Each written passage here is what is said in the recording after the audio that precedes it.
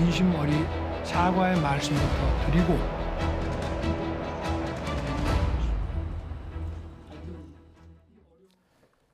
윤석열 대통령이 오늘 2시간 20분 동안 대국민 당화와 기자회견을 가졌습니다. 먼저 자신과 부인 김건희 여사의 처신이 올바르지 못해서 사과드린다고 했습니다. 또 앞으로 이런 일이 안 생기도록 더 조심하겠다고 했습니다. 다만 야당이 추진한 특검에 대해선 반대 입장을 분명히 했습니다. 용산 대통령실 취재기자 연결합니다. 강민경 기자, 먼저 대국민 담화 내용부터 정리해 주시죠. 네, 윤석열 대통령은 먼저 15분 동안 이어진 담화 말머리에서 모든 것이 저의 불찰이고 부덕의 소치라고 밝혔습니다. 아예 자리에서 일어나 고개를 숙이고 사과했는데요. 직접 들어보시겠습니다. 국민 여러분께 먼저 죄송하다는 말씀, 진심 어리 사과의 말씀부터 드리고 그리고 이 국정 브리핑을 진행하겠습니다. 기자들이 구체적으로 무엇을 사과한 거냐고 묻자 윤 대통령은 저와 제 아내의 처신과 모든 것에 문제가 있기에 국민이 걱정한 거라며 이런 일이 안 생기도록 더 조심하겠다는 뜻이라고 말했습니다. 김건희 여사도 국민에게 제대로 사과하라고 조언했단 말도 덧붙였습니다. 윤 대통령은 또 자신과 정부의 부족했던 부분을 잘 알고 있다며 고칠 부분들을 고쳐나가겠다고 말했습니다. 이어 국정 쇄신에 나서겠다며 당정 소통을 더욱 강화해서 국민을 위해 일하는 유능한 정부와 정당이 되도록 하겠다고 강조했습니다.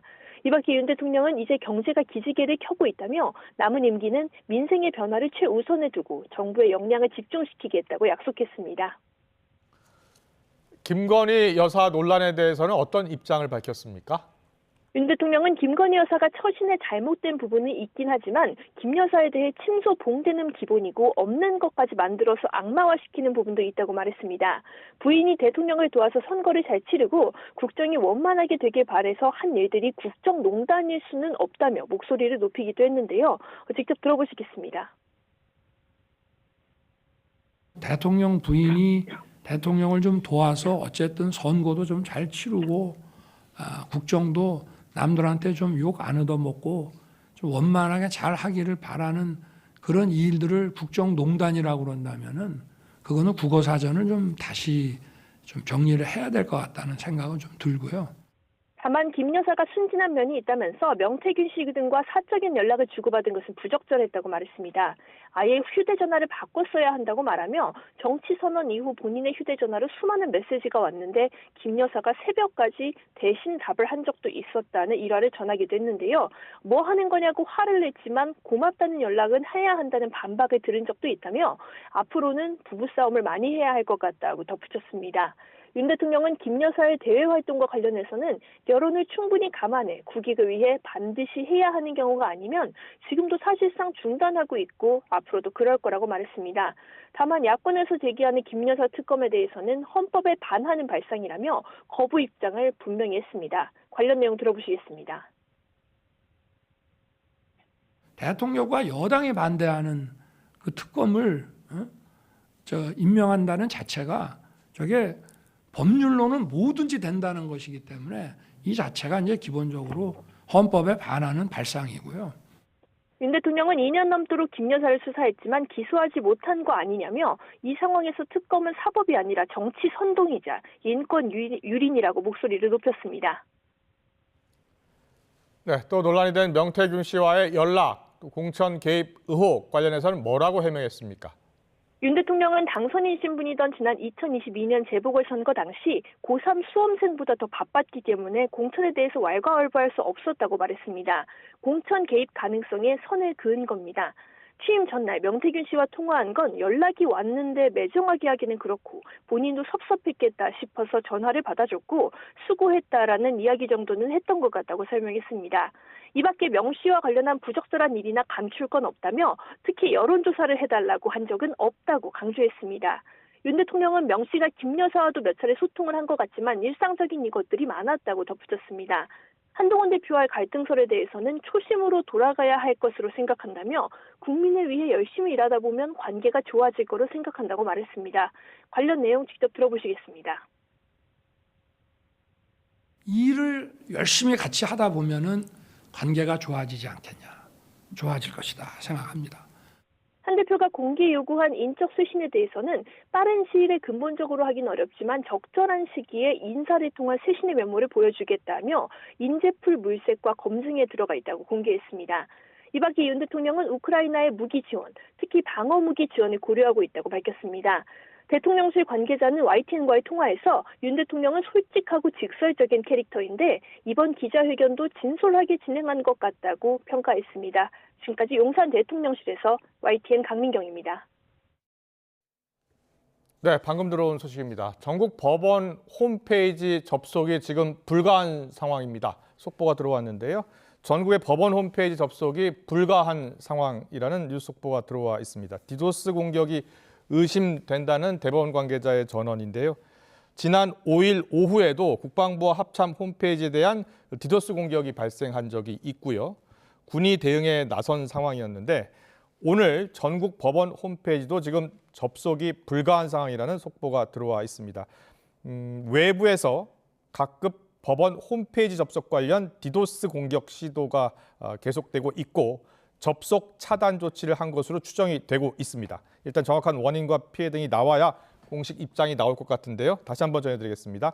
전국 법원 홈페이지 접속이 불가한 상황입니다. 디도스 공격으로 추정이 되고 있고요. 지난 5일, 그러니까 이틀 전 국방부 합참 홈페이지에 대한 분산 서비스 거부, 즉 디도스 공격이 발생했는데 지금 전국 법원 홈페이지도 접속이 불가한 상황이라는 뉴스 속보입니다. 관련 소식 들어온 대로 더 자세히 전해드리겠습니다. 윤석열 대통령의 대국민 담화와 기자회견에 정치권의 반응은 엇갈리고 있습니다. 특히 국민의힘 안에서 친윤계와 친한계가 현격한 시각차를 드러냈는데 민주당은 공허한 사과 뒤에 각종 의혹 뭉개기에 국민이 절망했다고 깎아내렸습니다. 국회 취재기자 연결합니다. 임성재 기자. 네, 국회입니다. 먼저 여당 내에서 윤 대통령 담화와 기자회견에 대한 다양한 반응들이 나왔다고요? 네, 대통령 담화와 기자회견에 국민의힘 내에선 친윤계와 친한계가 명백한 시각차를 드러내고 있습니다. 우선 친윤계에선 대통령이 국민과 솔직한 대화를 했다는 반응이 주를 이뤘습니다. 추경호 원내대표는 국회 브리핑에서 이 대통령이 여러 논란에 진솔한 태도로 설명했다고 높이 평가했습니다. 들어보겠습니다. 오늘 국정을 책임지는 대통령으로서 여러 국정 현안에 대해 진솔하고 소탈하게 말씀드렸다고 생각을 합니다. 권성동 의원은 YTN과 통화에서 윤 대통령이 민심의 소재가 어디 있는지 정확하게 파악하고 우려되는 지점에 자신 탓이라고 진솔하게 사과했다고 밝혔습니다. 다른 중진 의원도 사과가 부족하다고 보는 쪽에선 특검과 인적 쇄신 부분을 꼽을 것 같은데 애초 특검은 받을 수 없는 거고 인사도 시간을 두고 하겠다고 밝힌 것 아니냐고 반문했습니다. 하지만 친한계를 중심으로는 윤 대통령의 담화 내용이 기대치에 못 미친다는 반응이 많았습니다. 한 친한계 인사는 통화에서 사과라는 건 명확해야 하는 것뿐 아니라 재발 방지 대책이 있어야 하는데 그런 게 아쉽지 않았나 싶다고 밝혔습니다. 특히 담화 초반에 사과를 해놓고 이후 진행되는 회견에선 김 여사와 관련해 오해가 많다고 밝히는 건 앞뒤가 맞지 않다고도 지적했습니다. 한 재선 의원은 윤 대통령이 심각성을 모르고 대충 넘어가려는 것 같다며 최근 고전을 면치 못하는 국정 지지율에 비관적인 전망을 내놨습니다. 이 모처에서 대통령 담화를 시청한 거로 알려진 한동훈 대표는 아직 공식 입장을 내진 않고 있습니다. 더불어민주당에서는 이재명 대표를 비롯해서 지도부뿐 아니라요, 대체로 혹평이 잇따랐습니다. 특히 민주당이 이번 달 처리를 예고한 김 여사 특검법과 관련해서 발언도 쏟아졌다고요? 민주당은 윤 대통령의 140분간 담화와 기자회견에 국민은 절망하고 있다고 비난했습니다. 윤 대통령이 공허한 사과 이후 모든 의혹을 뭉갰다는 주장입니다. 기자회견이 진행되는 시간 이재명 대표는 국회에서 기자들과 만나 윤 대통령의 발언들이 국민께서 흔쾌히 동의할 만한 내용은 아닌 것 같다고 평가했습니다. 들어보겠습니다. 제가 내용을 자세히 못 봐서 입장을 말씀드리기는 좀 이른 것 같고, 다만 전해지는 얘기들을 들어보면 우리 국민들께서 그렇게 흔쾌히 동의할 만한 내용은 아닌 것 같습니다. 특히 윤 대통령이 김 여사 특검법은 정치 선동이라고 표현한 걸 두고는 이 법 앞에 국민이 평등하다고 하니 당연히 의문이 있으면 누구든 조사해야 하는 것 아니냐고 반문했습니다. 이현주 최고위원은 SNS에 윤 대통령이 미국 사례를 들며 이 국회가 특검 임명에 주도적 역할을 하는 건 이 삼권 분립에 어긋난다는 취지로 발언하는 것을 두고 이 과거 청와대까지 압수수색하던 검사가 본인 아니냐며 이 양심은 가출한 것이냐고 맹비난했습니다. 지도부뿐 아니라 당 전반에서도 이 부정적인 평가가 잇따랐습니다. 이 박지원 의원은 SNS에 윤 대통령이 하고 싶은 말을 이 소신껏 쏟아냈다며 이럴 거면 왜 기자회견을 하느냐고, 이 정청래 의원은 김 여사는 윤 대통령의 휴대전화를 살펴보지만 윤 대통령은 그럴 수 없는 게 본인의 처지라고 비꼬았습니다. 조국혁신당 조국 대표는 김 여사를 지키기 위한 윤 대통령의 결사적 노력을 봤다며 어떤 사실도 인정하지 않고 되려 국민을 꾸짖는 윤 대통령을 끌어내려야 한다고 주장했습니다. 지금까지 국회에서 YTN 임성재입니다. 윤석열 대통령과 트럼프 미국 대통령 당선인이 전화 통화를 가졌고 또 조만간 회동하기로 뜻을 모았습니다. 한미일 협력과 한미 동맹, 또 북한 동향과 관련한 논의도 진행됐습니다. 이런 가운데 윤 대통령은 러시아에 파병된 북한군의 관여 정도에 따라 우크라이나에 무기를 지원하게 된다면 방어 무기부터 지원하겠다는 뜻을 밝혔습니다. 이종원 기자입니다. 윤석열 대통령과 트럼프 당선인의 전화통화는 아침 7시 59분부터 12분 동안 진행됐습니다. 당선 축하와 한국 국민에 대한 안부 등 덕담을 주고받은 뒤 조만간 이른 시일 안에 날짜와 장소를 정해 회동하기로 합의했습니다. 여기에 대해서 어떻게 할 건가. 그래서 하여튼 가까운 시일 내에 만나서 많은 정보와 방안에 대해서 하여튼 좀 얘기를 하자고 이렇게 했고요. 구체적인 의제로는 한미 동맹과 한미일 안보 협력, 최근 북한 동향 등에 대한 논의가 이뤄졌습니다. 윤 대통령은 견고해진 한미일 협력 관계엔 트럼프 1기 행정부에 기여가 있었다고 평가하며 한미 동맹의 긴밀한 파트너십을 강조했습니다. 트럼프 당선인도 한미 간 좋은 관계를 이어가길 기대한다며 미국 조선업에 한국의 도움이 필요하다고 화답했습니다. 특히 북한 문제는 트럼프 당선인이 먼저 언급해 대화가 진행됐습니다. 이딴 쓰레기 풍선과 미사일 도발, 북한군이 파병된 우크라이나 전황 등에 대한 정보 상황이 공유됐습니다. 이런 가운데 윤 대통령은 우크라이나 지원 방식은 북한군의 관여 정도에 따라 단계별로 바꿔나가야 한다며 무기 지원도 선택지에 있다는 점을 분명히 했습니다. 무기 지원이라는 것도 배제하지 않는다라고 하는 것이고요. 앞으로 그건 좀 상황을 더 봐야 될 것 같습니다. 만약에 무기 지원을 하면 저희는 어찌됐든 방어 무기부터 우선적으로 고려하고 있습니다. 우크라이나 지원을 반대해온 트럼프의 당선으로 우리 측 셈법이 복잡해졌다는 분석이 많았는데 우리 안보 관점에서 결정할 문제라는 점을 강조한 것으로 보입니다. 다만 윤 대통령은 새롭게 들어설 워싱턴의 신행정부와 완벽한 한미 안보 태세를 구축해 우리의 자유와 평화를 튼튼하게 지킬 것이라고 밝혔습니다. YTN 이종원입니다. 미국 대선에서 도널드 트럼프 전 대통령이 당선을 확정지으며 1,405원까지 치솟았던 원달러 환율이 오늘도 1,400원 안팎에서 거래되고 있습니다. 증시는 코스피는 상승, 코스닥 지수는 하락하며 보합세를 나타냈습니다. 취재기자 연결해 자세히 알아보겠습니다. 유한웅 기자, 지금 환율 움직임 어떻습니까? 1,400원을 중심으로 소폭으로 등락하고 있습니다. 오늘 서울 외환시장에서 원달러 환율은 1,401.1원으로 개장했습니다. 어젯밤에는 1,405원까지 치솟았는데 소폭 하락한 채 출발했습니다. 지난 4월에도 환율이 1,400원을 기록했는데 그때는 이스라엘과 이란 사이에 전운이 고조되면서 환율이 급상승했습니다. 환율이 1,400원대에 진입한 것은 그때 이후 7개월 만입니다. 이번엔 트럼프 전 대통령이 미국 대선에서 승리하면서 이른바 트럼프 트레이드 현상이 일어났기 때문입니다. 트럼프 당선 수혜 종목에 투자하는 현상을 일컫는 말입니다.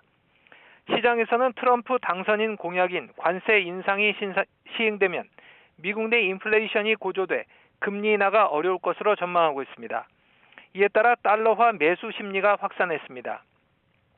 트럼프의 비트코인 친화적인 입장에 비트코인 가격도 사상 처음으로 76,000달러를 돌파하기도 했습니다.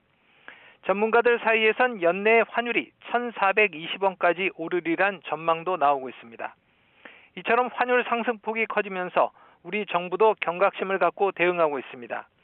오늘 오전 경제관계 장관회의가 열렸는데 최 부총리 말을 들어보겠습니다. 새 정부, 의회 구성과 FOMC 등으로 불확실성이 높을 것으로 예상되는 만큼 정부는 각별한 긴장감을 가지고 시장 동향을 예의주시하는 한편 시장 변동성이 과도하게 확대될 경우 단계별 대응 계획에 따라 적절한 조치를 취하겠습니다. 한국은행도 트럼프 당선 후 무역 환경과 환율 변화가 우리 수출과 국제 수지, 물가에 미칠 영향을 면밀히 살펴보고 있습니다. 관세 인상으로 수출 장벽이 높아지고 환율 상승으로 2달 연속 1%대 상승률을 보인 소비자 물가가 들썩일 수 있기 때문입니다. 네, 증시는 보합을 나타냈는데요. 이는 어떻게 해석해야 할까요? 트럼프 전 대통령의 공약이 우리 경제에 미칠 영향을 주시하는 것으로 보입니다. 코스피는 0.24% 하락한 채 출발해 계속 하락하다 상승 전환해 0.04% 오른 2564.63에 마감했습니다. 코스닥 지수는 0.02% 상승으로 개장한 뒤 하락 전환해 1.32% 내린 733.52로 장을 마쳤습니다. 업종별로 희비가 갈리는 모습입니다. 조선과 방산주는 상승하고 2차 전지주는 하락했습니다. 모두 트럼프 당선인 공약과 관련이 있습니다. 화석연료 중심 정책에 연료 운반용 선박 수요가 늘어날 것으로 예상되고 있습니다. 바이든 대통령이 만든 인플레이션 감축법 약화로 전기차 세액 공제가 축소될 가능성도 커졌습니다. 트럼프 당선인이 윤 대통령과 통화해서 한국 조선업 도움을 필요로 했다는 소식도 증시에 영향을 줬습니다.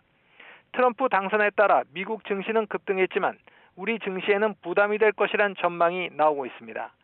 지금까지 경제부에서 YTN 유환홍입니다.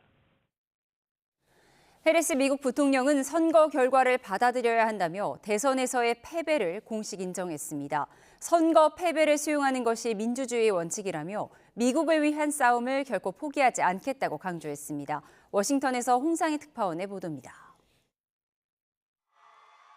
대선 하루 만에 자신의 모교인 워싱턴 DC 하워드 대학 연단에 선 해리스 부통령. 밝은 미소로 지지자들에게 인사를 건넨 해리스 부통령은 선거 결과를 받아들여야 한다며 패배를 공식 인정했습니다. But we must accept the results of this election. A fundamental principle of American democracy is that when we lose an election, we accept the results. That principle, as much as any other, distinguishes democracy from monarchy or tyranny. 대선 결과에 승복하면서도 4년 전 패배에 불복한 트럼프 전 대통령을 겨냥한 발언으로 보입니다. 또 미국의 이상을 위한 싸움은 결코 포기하지 않을 것이라며 대권 재도전의 여지도 남겼습니다. I will never give up the fight for a future where Americans can pursue their dreams, ambitions, and aspirations. Where the women of America have the freedom to make decisions about their own body and not have their government telling them what to do. 승복 연설에 앞서 트럼프 전 대통령에게 승리 축하 전화를 했다고 밝힌 해리스 부통령은 평화로운 권력 이양을 도울 것이라 전했다고 강조하기도 했습니다. 바이든 대통령도 트럼프 전 대통령과의 통화에서 원활한 정권 이양을 약속했습니다. 초접전이었던 여론조사와는 달리 트럼프 전 대통령의 압승 결과가 나오자 유권자들의 반응은 엇갈렸습니다.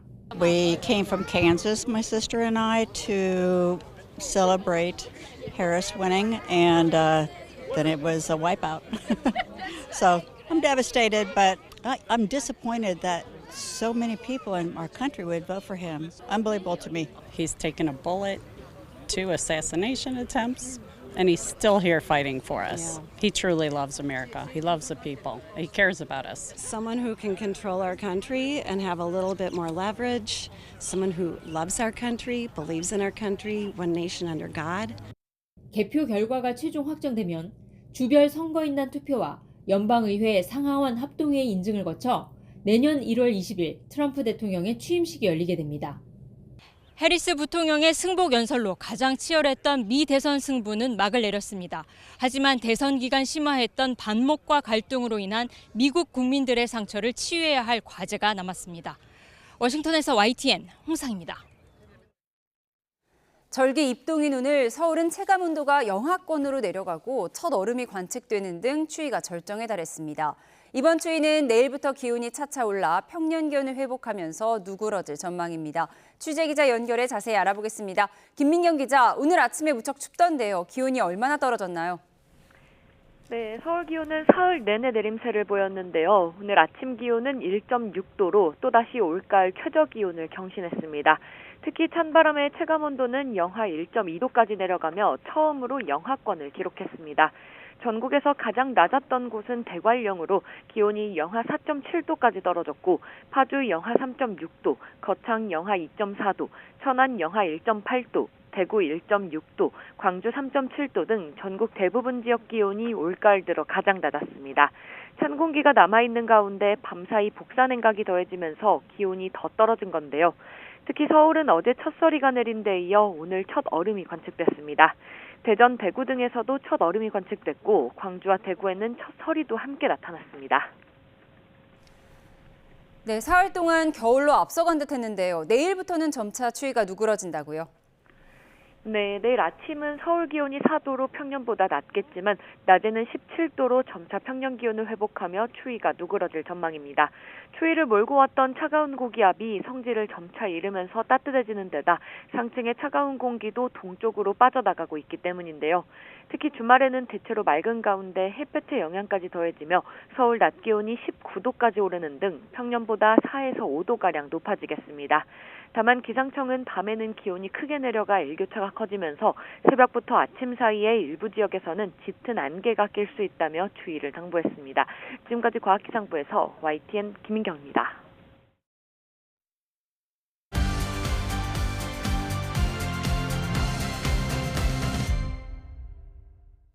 네, 정치의 겉과 속 들여다보는 정치온 시작하겠습니다. 오늘은 김종혁 국민의힘 최고위원, 김진욱 전 더불어민주당 대변인과 오늘 윤석열 대통령 대국민 담화 기자회견 위주로 짚어보겠습니다. 어서 오십시오.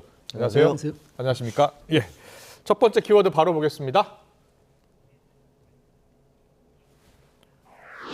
네, 고개 숙인 윤 대통령 사과입니다. 오늘 윤석열 대통령이 대국민 담화에서 어떤 내용의 메시지를 내놓을지에 관심이 모아졌었는데요.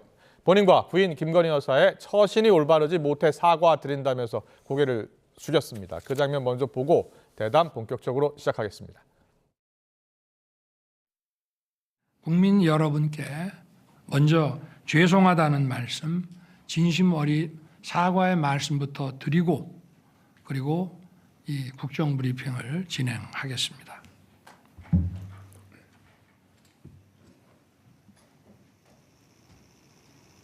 저를 타겟으로 해서 우리 제 처를 많이 좀 악마화시킨 거는 있습니다. 저도 제 아내가 잘했다는 것이 아니라 더 신중하게 매사에 처신을 해야 되는데 이렇게 국민들한테 걱정 끼쳐드린 거는 그거는 무조건 잘못이라고 생각합니다.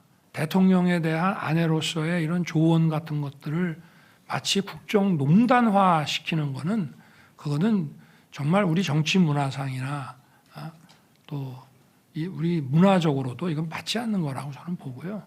앞으로 부부싸움을 좀 많이 해야 될 것 같습니다. 네, 2시간 20분 정도 진행이 됐는데요. 여러 평가가 나오고 있는데 김종혁 최고위원께서는 어떻게 들으셨어요? 진솔한 사과가 담겼다고 보셨습니까?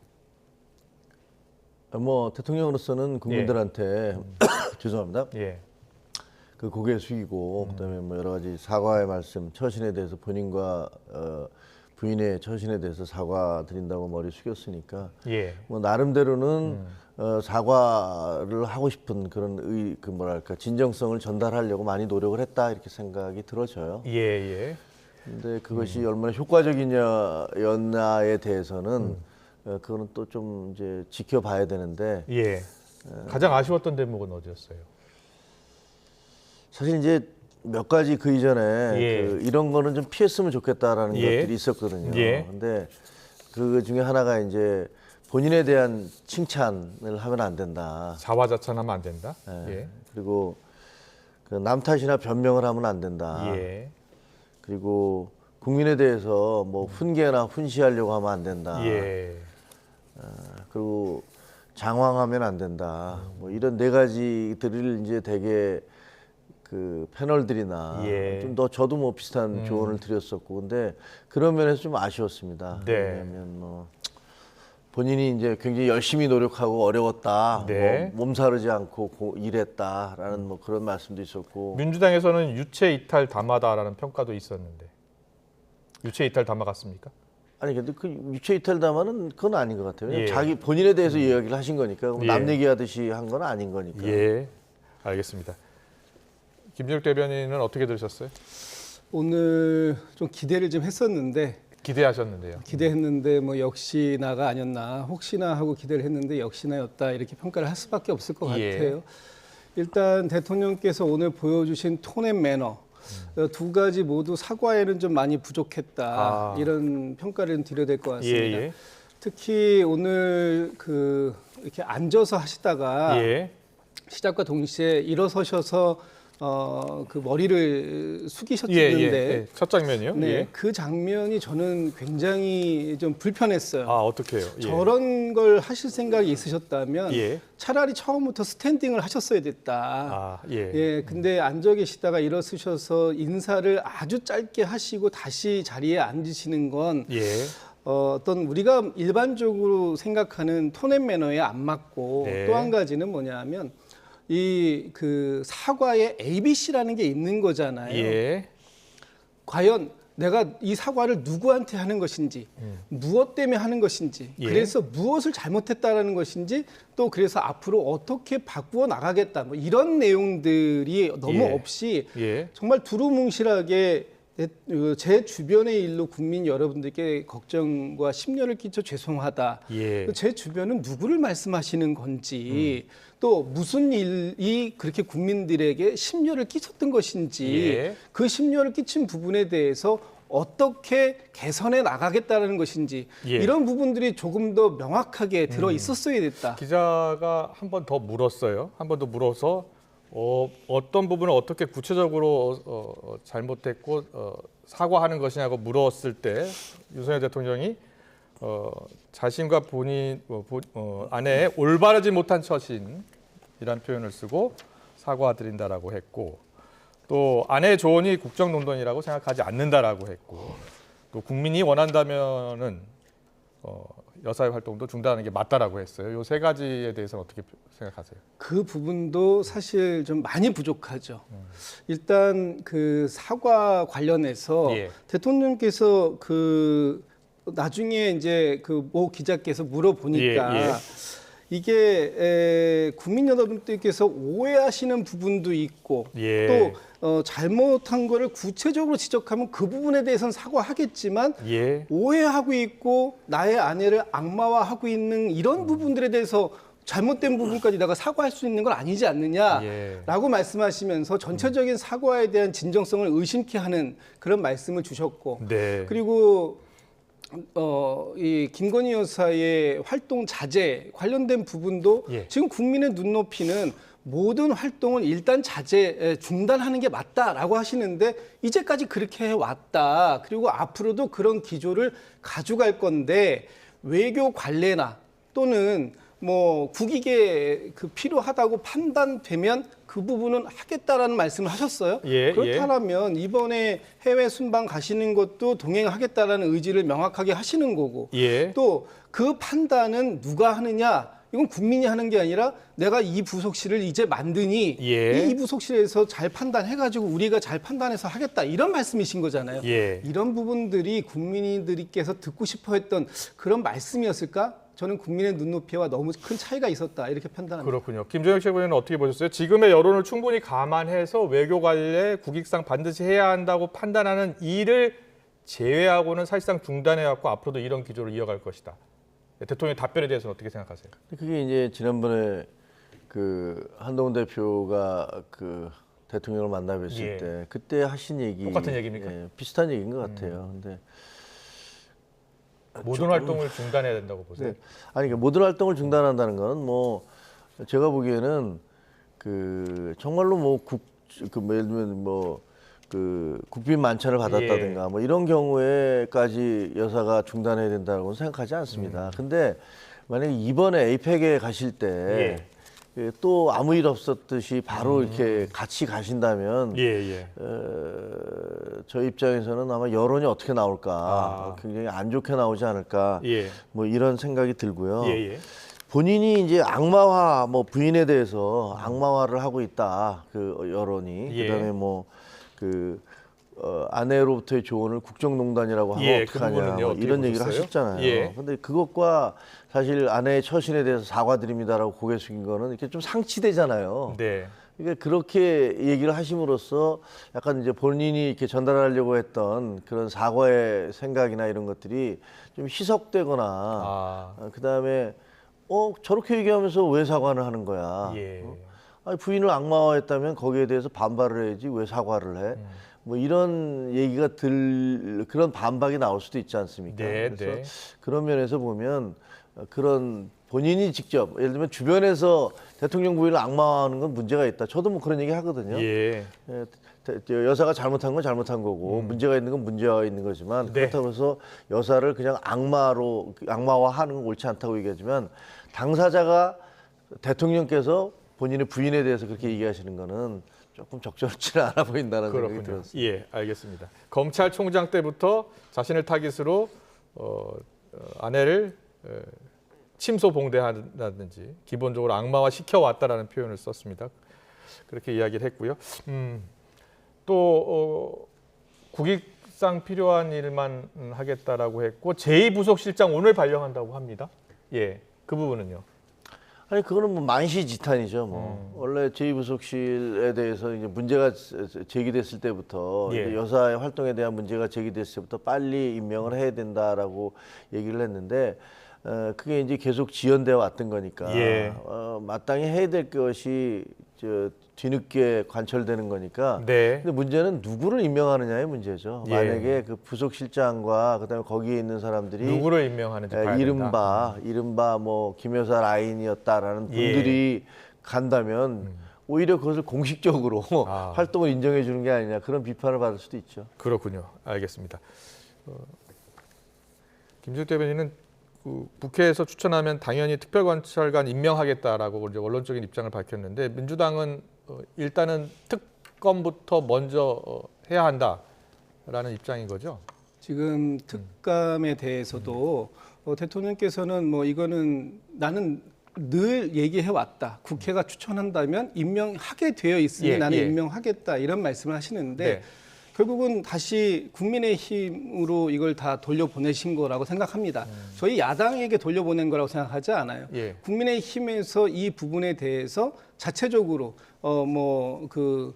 북한 인권재단하고 연계를 하든 말든 알아서 하라라는 뜻은 이건 나는 구체적으로 받을 생각이 별로 없다. 이런 말씀을 하시는 게 아닌가. 저는 굉장히 우회적인 표현으로 완곡한 거절의 표현이다라고 생각하고요.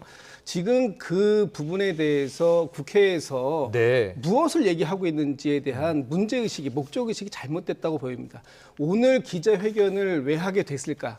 이 부분에 대해서 지금 대통령의 국정 지지율이 20%가 무너진 19%가 나오고 모든 이 국정의 발목을 잡고 있는 국정 동력을 상실하게 만드는 가장 근본적인 원인이 어디에 있느냐? 김건희 여사에 관련된 의혹들이 이 부분의 핵심이라고 보고 있고 지금 국민의힘에서조차 이번이 마지막 계기다. 이번이 마지막 기회고 어떤 변곡점을 만들어낼 수 있는 변화의 기회다라고 얘기했는데 그런 기회를 지금 대통령께서 과연 인식하고 계셨던 것인가. 지금 김건희 여사와 관련된 부분에 대해서도 전혀 잘못된 게 없는 마치 야당의 정치 공세일 뿐이다라는 인식을 여전히 갖고 계시고 그런 것 때문에 특검에 대해서도 매우 부정적으로 말씀하시고 위헌적이라고 얘기하셨습니다. 네, 잠시 뒤에 또 들을 겁니다. 그러면 지금 우리가 반드시 처리해야 할 문제, 오늘 반드시 대통령께 듣고 싶었던 얘기는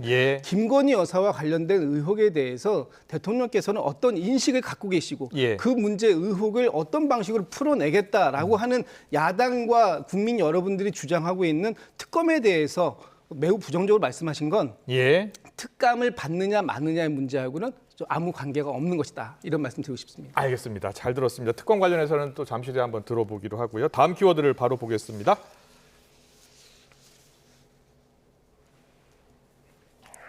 네, 다음 키워드 감출 것 없다. 예, 윤석열 대통령이 명태균 씨와 관련한 논란에 대해서 부적절한 일을 한 것 없고 또 감출 것도 없다고 했는데 뭐라고 했는지 들어보겠습니다. 제가 그러니까 당선된 이후에 연락이 왔는데 그게 뭐로 왔는지 모르겠어요. 좋은 일로 전화를 했는데 제가 뭐 고맙다 이런 얘기는 할 수 있는 거 아니겠어요? 매정하게 하는 것이 뭐하고 저도 또 본인도 좀 섭섭했겠다 싶어서 제가 그때 전화를 받아줬다고 제가 분명히 우리 참모진들한테 얘기를 했는데 언론에 얘기할 때는 이건 이렇고 저건 저렇고 이렇게 길게 얘기할 수 없어서 아마 가장 기본적인 그런 말만 한 것 같습니다. 네. 뭐 무슨 제가 그 명태균 씨와 관련해서 뭐 부적절한 뭐 일을 한 것도 없고 또 뭐 감출 것도 없고 그렇습니다. 최근에 윤석열 대통령의 혹시 음성이 이제 공개가 됐고 그동안 대통령실은 경선 이후에 연락한 적이 없다라고 했는데 당선인으로서 취임 전날 이제 그 녹취 음성이 공개가 된 거잖아요. 거기에 대한 지금 해명을 한 부분인데 본인은 비서실에 충분히 얘기했는데 전달이 좀 잘못된 것 같다는 취지예요? 근데 저 해명도 조금 오해를 알 수 있게 설명을 하신 것 같아요. 그러니까 원래 그 알려져 있기는 경선 과정에서 2번 누가 데려와서 만났고 그다음에 뭐 일체 연락이 없었다 그랬는데 5월 9일 날 그러니까 취임 바로 전날 그때 통화가 공개가 된 거 아니에요. 그러니까 취임 바로 전날까지 통화를 했구나라는 거고 그다음에 말씀하신 건 저건 당선 뒤에 전화가 와서 고맙다라고 했으면 이거는 당선 뒤에 전화가 왔으면 3월 달에 3월 9일 날 3월 10일인가요? 그러니까 그 대선 끝나고 나서 아니 당선 축하 인사를 뭐 한 2달 있다 하는 건 아니잖아요. 그러니까 그때 다시 왔다면 이것도 어떻게 듣기에는 그러면 2번이 아니고 그다음에도 또 전화를 했고 5월 9일도 전화를 했고 그런 겁니까? 뭐 이렇게 얘기를 할 수가 있잖아요. 그래서 저 말씀이 뭔 얘기인지 그러니까 이게 5월 9일 날 그 공개된 녹음이 공개된 그 통화를 말씀하시는 건지 아니면 그 전에도 무슨 전화가 좀 왔었다는 얘기를 하시는 건지가 좀 불분명해서 잘못하면 저게 또 논란이 될 수 있겠다라는 걱정이 좀 되고요. 그다음에 무슨 저 비서진들한테 내가 얘기를 했는데 설명을 했는데 비서진들이 그걸 제대로 못했다. 그것도 사실 조금 이해하기는 좀 어렵죠. 명태균 씨 관련해서 그럼 충분한 해명이 안 됐다 이렇게 보시는 거예요? 잘 안 됐죠. 뭐. 그러니까 그 비서진들한테 설명을 했는데 비서진들이 잘못 얘기했다. 그럼 빨리 정정을 해야죠. 그때 당시에 정정을 했어야죠. 그렇군요. 바로 정정을 했어야 한다라고 이제 김재우 최고위원이 얘기했어요. 명태균 씨 각종 의혹들과 관련해서 충분한 해명이 됐다고 보세요? 오늘 하나도 해명이 된 게 없죠. 오히려 의혹만 더 좀 늘었다라고 보여집니다. 왜냐하면 대통령께서 나는 당선인 신분에서 그냥 축하 전화를 받은 거고 그리고 그냥 섭섭해할까 봐 그냥 얘기를 했다라고 하시는데 실제 우리가 들었던 녹취는 그런 내용이 아니지 않습니까? 김영선이 좀 해줘라라고 얘기했다라는 것을 저희가 다 들었지 않습니까? 그렇다면 당선인 신분이기 때문에 문제가 안 된다? 당선인은 어떤 사람입니까? 당선인의 요청 한마디에 청와대에 수백억을 들여서 청와대를 용산으로 이전을 하고 외교부 장관 공관을 당신의 관저로 이동하는 그런 자리였었습니다. 그런 걸 말 한마디로 할 수 있는 게 당선인 신분이에요. 그 당선인께서 실명을 거명해서 누구누구에게 해주라고 얘기했다면 누구누구를 해줘라고 얘기했다면 이것이 어떻게 추천입니까? 이것은 굉장히 큰 압력을 본인이 스스로 오늘 내가 그런 말을 한 적이 있다는 걸 자인하는 것밖에 안 된다. 그렇기 때문에 오늘 하신 해명은 해명이 아니다. 오히려 스스로 이걸 인정하는 꼴이 됐다. 저는 그렇게 판단을 할 수밖에 없다고 봅니다. 알겠습니다. 잘 들었습니다. 자, 명태균 씨 관련해서 대통령의 오늘 설명에 대한 평가를 들어봤고요. 김여사 특검법 관련해서도 좀 들어보겠습니다. 윤 대통령이 오늘 김여사 특검법에 대한 입장도 밝혔는데요. 기존 입장과 크게 다르지 않았습니다. 듣고 오겠습니다. 대통령과 여당이 반대하는 그 특검을 임명한다는 자체가 저게 법률로는 뭐든지 된다는 것이기 때문에 이 자체가 이제 기본적으로 헌법에 반하는 발상이고요. 이미 2년 넘도록 수백 명의 수사 인력을 투입해서 그야말로 그 지난 정부 때는 자기네 사람들 수사할 때는 이거는 불법이다. 별건 수사는 불법이라고 했던 그 별건의 별건을 수도 없이 이어가면서 정말 어마무시하게 많은 사람들을 조사했습니다. 왜냐? 김건희가 나올 때까지. 그런데 기소를 못했지 않습니까? 이거는 사법작용이 아니라 정치선동이다 이 말입니다. 특검을 한다는 자체가 이거는 다른 사람들에 대해서도 이건 인권 유린이 되고요. 네, 이거 김준일 대변인한테 먼저 물어볼게요. 민주당 같은 경우에 14일 본회의를 열어서 이 세 번째 김여사 특검법을 반드시 처리한다는 입장이잖아요. 네, 그렇습니다. 예. 네, 보니까 지금 거부권 또 행사하실 무조건 하신다는 의지고 이 정도면 거부권이 아니라 앞으로는 대통령과 여당이 반대하는 그 어떤 특검도 수용하지 않으시겠다라는 말씀을 하시고 계신 거잖아요. 저는 대단히 큰 문제가 있다고 생각합니다. 우리가 지난 민주화 과정 이후로 해서 한 20여 년 동안 10대 번의 특검이 있었습니다. 그 특검이 다 그런 위헌적 행동이었느냐. 이 지금 대통령의 말씀을 받아들인다면 그렇게밖에 할 수가 없는 것이고요. 바로 직전에 있었던 특검에서도 대통령께서 특검 스타로 떠오르신 그 특검은 그러면 위헌이 아니었었습니까? 그랬기 때문에 본인이 수사를 하신 겁니까? 이렇게 우리가 말씀이 좀 말이 안 되는 말씀을 하신다는 거고 지난 8월에 이런 말씀하셨습니다. 특검이라고 하는 것은 최혜병 특검을 얘기했을 때 수사가 미진하면 나라도 먼저 특검을 요청하겠다라고 하셨는데 갑자기 김건희 여사와 관련돼서라면 어떠한 특검도 받을 수 없다. 이미 지금 검찰이 불기소한 부분이 있고 그 수사가 국민들의 눈높이에서는 매우 미진하다. 그런 요구가 지금 빗발치고 있는 거 아닙니까? 그렇다면 지금 국회에서 얘기하는 특검에 대해서 그러면 국회에서 합의해 오면 내가 받겠다 이렇게 말씀하시는 것이 온당한 말씀이시지 어떻게 지금 이것이 반헌법적이고 미국에서 제가 좀 너무 흥분했는데요. 이 특검 수사도 일사부재리의 원칙이 되어야 한다 또는 인권 유린이다. 그러면 지금 야당이 얘기하는 것은 김건희 여사의 인권을 유린하고 있다는 말씀이십니까? 이런 말씀들이 국민들이 오늘 다 이렇게 듣고 있는 기자회견에서 나왔다는 건 저는 정말로 경악을 금치 못하겠다 이런 말씀 드리고 싶습니다. 김여철 의원께 또 물어볼게요. 대통령과 여당이 반대하는 특검을 임명한다는 자체가 법률로는 뭐든지 된다는 것이기 때문에 이 자체가 기본적으로 헌법에 반하는 발상이다라는 게 대통령의 설명인데요. 어떻게 들으셨어요? 민주당이 추진하는 김건희 여사 특검법이 그게 특검법의 정신에 어긋나는 건 뭐 맞다고 생각을 합니다. 어떤 점에서? 예를 들면 특검은 원래는 여야가 합의하에서 가야 되도록 돼 있는데 야당이 수적 다수로 밀어붙이고 계신 거고 그다음에 본인들이 이제 특검을 하겠다라고 얘기하시면서 동시에 거기에 그 특검도 우리가 임명을 해야 된다라고 얘기하는 건 제가 보기엔 이해관계 충돌 부분도 충분히 있고요. 그다음에 또 하나는 그 김건희 여사에 대해서 13건인가에 대해서 특검을 하겠다 할 때마다 숫자가 계속 늘어나잖아요. 어디 보도가 하나 나오면 그것도 특검을 넣자. 뭐 또 다른 보도가 나오면 그것도 특검을 넣자. 이런 것은 제가 보기에는 그냥 공세를 펴기 위한 특검이지 그게 진짜로 특검을 받을 만한 내용인 건지에 대해서조차 논란이 있거든요. 그러니까 그렇게 비판을 하는 거는 뭐 저희도 그렇게 계속 비판을 해왔습니다.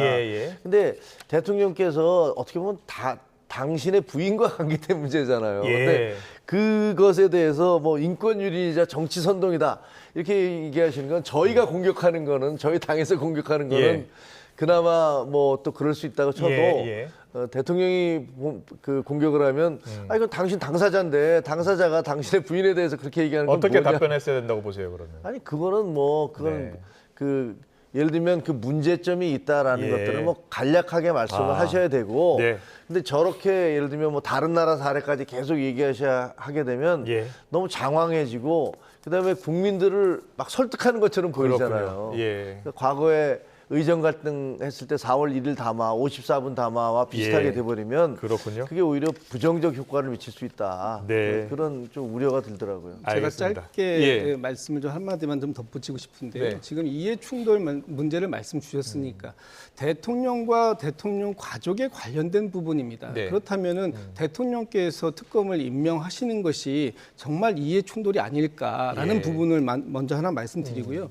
지금 민주당이 그 추진하고 있는 특검이 너무 범위가 넓고 예. 그리고 특검의 추천 방식이나 이런 데에 대해서 문제가 있다 이렇게 지적하실 수 있어요. 예. 그렇다면 저희 민주당에서 예. 지금 국민의힘 특히 한동훈 대표께 예. 이 부분에 대해서도 얼마든지 논의가 가능하다.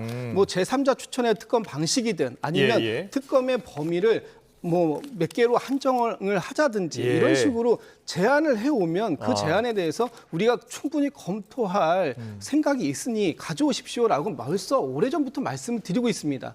정말로 이 국민의힘에서 특히 네. 한동훈 대표께서 이 부분에 대한 국민의 눈높이에 맞춰서 김건희 여사와 관련된 의혹들을 뭔가 규명을 해야 되겠다.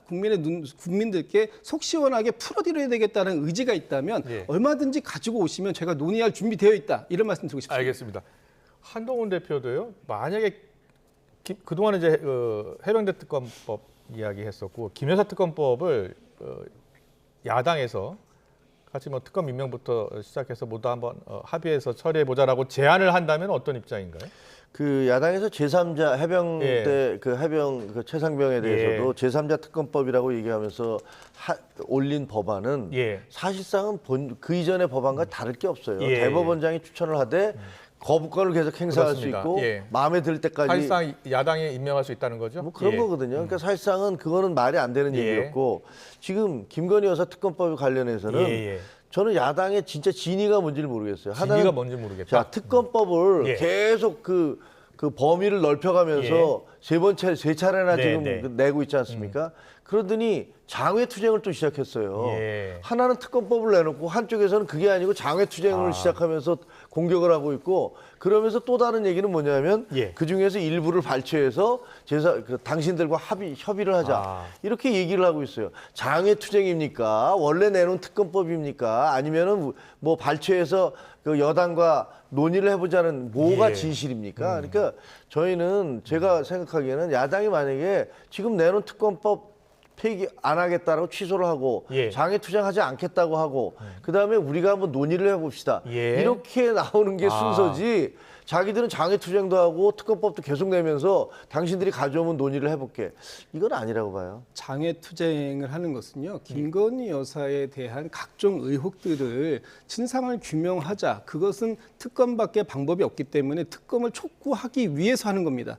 만약에 정말 민주당의 진위를 말씀하시기 전에 국민의힘이 이 김건희 여사에 관련돼서 정말 국민의 눈높이를 맞추려고 하는 의지가 있으시다면 국민의힘이 제안하고자 하는 어떤 필요한 절차, 한동훈 대표께서 제안하신 거 있지 않습니까? 필요한 절차에 적극 협조해야 된다고 대통령께 요구하듯이 그럼 저희한테도 그 필요한 절차가 무엇인지를 설명해 주시면 저희도 그 부분에 대해서 검토하겠다 이런 말씀도 드리겠습니다. 지금 지난 주말 장외 집회 장면이 나오는 것 같은데요. 이번 주말에도 장외 집회 하는 겁니까? 예, 이번 주말에도 저희 민주당 단독으로 김 여사 이 의혹 해소를 위해서 특검을 촉구하는 그런 장외 집회를 지금 계획하고 있습니다. 알겠습니다. 단독이면 다른 시민단체들은 다른 시민단체는 네, 저희 참가 안 단독으로 하고요? 지금 준비하고 있습니다. 그렇군요. 잘 들었습니다. 자, 계속해서 오늘 대통령 기자회견 내용 중에 인적 쇄신이 들어있어서요. 잠깐 듣고 오겠습니다. 국정 쇄신을 위한 내각 대통령실 인적 개편과 관련해서 입장도 내놨는데요. 한동훈 대표도 요구하기도 했죠. 듣고 오겠습니다. 인재를 발굴 물색하고 검증을 하고 또 검증 과정에 별 문제 없어도 이런 안을 내놨을 때 국민들이 어떻게 받아들일지 고민도 해야 하고 하다 보니까 인사를 해야 된다고 할 때 이거를 빠른 시일 내에 하기가 근본적으로 좀 어려운 면은 있습니다. 그러나 임기 반환점을 맞는 시점에서 제가 적절한 시기에 인사를 통한 쇄신의 면모를 보여드리기 위해서 벌써부터 어떤 인재 풀에 대한 물색과 또 검증과 이런 것에 들어가 있다는 말씀은 드리겠습니다. 내년도에 신속하게 이 예산 집행을 해줘야 또 국민들의 민생이 원활히 돌아갈 수 있기 때문에 그런 것까지 감안해서 그 시기는 저희가 조금 유연하게 생각하고 있다는 점을 말씀드리겠습니다. 예, 최고위원께서는 어떻게 들으셨어요? 인적 쇄신 준비는 하고 있다. 계속해서 인재풀에 대한 물색 검증을 하고 있다라고 하네요. 예. 근데 이제 본인이 이렇게 얘기를 하셨는데 그 다음에 예산안 얘기를 하셨잖아요. 그 예산안이 12월 달에 통과되고 그게 집행되고 그러려면 내년에 가야 되잖아요. 그러니까 집행되는 과정을 제대로 지켜봐야 되고 그 다음에 또 트럼프 대통령 얘기도 하셨거든요. 근데 트럼프 대통령은 1월 말에 취임을 하시잖아요. 그러면 트럼프 대통령이 취임한 다음에 또 대미 관계나 이런 것들을 해야 되니까 감안해야 되니까 그것도 또 시간을 끌고 그러면 결국은 뭐 올해 연말이나 뭐 이런 정도가 아니라 내년이 돼도 또 한참 지나가야지 될 수 있다는 것처럼 들릴 수가 있어서 그 처음에 지금 우리가 그 물색하고 검증하고 있다라고 얘기하신 말과 그다음 그 뒤에 붙인 뭐 예산안 문제라든가 트럼프 대통령 미국과의 관계라든가 이런 거 얘기가 약간 또 비판하는 쪽에서는 상충될 수가 있어서 그렇군요. 그런 논란이 있을 수 있을 것 같습니다. 알겠습니다. 지금 시간이 한동훈 대표 이야기를 같이 함께 듣고서 김준욱 대변인한테 물어보겠습니다. 한동훈 대표하고의 관계에 대해서 이렇게 얘기했습니다. 자, 일단 키워드 보여주세요. 여러 표현 중에 앙금이라는 표현이 들어가서요. 윤 대통령이 한동훈 대표의 갈등설에 대해서 이렇게 이야기했습니다. 듣고 오겠습니다. 정치 오래 하다 보면 다 앙금이 있더라고요. 국회의원 여러 번 하신 분들끼리 정말 저 사람 없으면 죽고 못 산다는 거 없어요. 개인적인 감정 가지고 무슨 정치를 하는 것이 아니라 공동의 그 어떤 정치적 이익이라고 하면 그런 것을 추구해 나갈 때 강력한 이런 접착제가 되는 거다. 좀 더 빠른 속도로 해가지고 당과의 이런 또 좀 편한 소통 자리도 좀 많이 만들려고 하고 있습니다. 정치 오래 하다 보면 다 앙금이 있더라고요라고 표현했는데 정치 오래 하면 앙금이 생깁니까? 앙금 평상시에 잘 안 생기죠. 특별한 계기가 있어야 생기는데 이미 윤석열 대통령과 한동훈 대표 사이에는 그런 특별한 계기들이 몇 번 있었다. 뭐 이렇게 해석할 수밖에 없는 거고요. 그렇게 생긴 앙금이 과연 이렇게 함께 일을 열심히 같이 하다 보면 해소가 될지 저는 좀 의문스럽습니다. 지금 한동훈 대표가 이번 기자회견에 앞서서 한 4-5가지 정도 질문을 했잖아요. 그런 내용들도 사실은 이게 이 정부와 또 국민의힘이 같이 변화하고 쇄신하는 모습을 통해서 국민들께 다시 신뢰받고자 하는 뜻이었을 것 같은데 과연 오늘 대통령께서 하신 말씀 중에 한동훈 대표가 제안한 걸 과연 몇 개나 수용하신 거냐. 몇 개나 수용한 것 같습니까? 제가 볼 때는 뭐 대국민 사과도 부족했고요.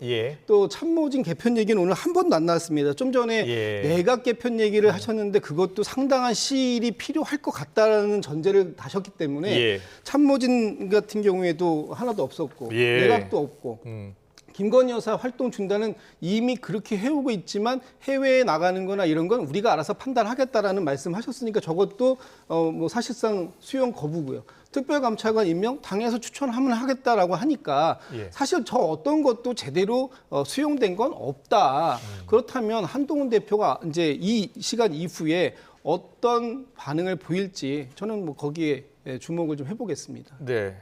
김준혁 최고위원은 어떻게 보세요? 5대 쇄신 요구 중에 얼마나 담겼다고 보십니까? 조금씩 건드리신 건 맞죠. 다 말씀을 하셨는데 근데 지난번에 뭐 대표하고 만났을 때 하셨던 말씀 이상으로 진전된 건 없는 것 같아요. 그러니까 그런 면에서는 좀 많이 아쉽다라고 말씀을 드릴 수 있겠습니다. 자, 오늘 시간 관계상 여기까지 좀 들어야 될 것 같습니다. 뭐 여러 가지 윤 대통령의 주요 입장 발표 내용에 대한 여야 평가를 들어봤습니다. 지금까지 김종혁 국민의힘 최고위원, 김준욱 전 더불어민주당 대변인과 함께 짚어봤습니다. 말씀 여기까지 듣겠습니다. 잘 들었습니다. 고맙습니다. 감사합니다.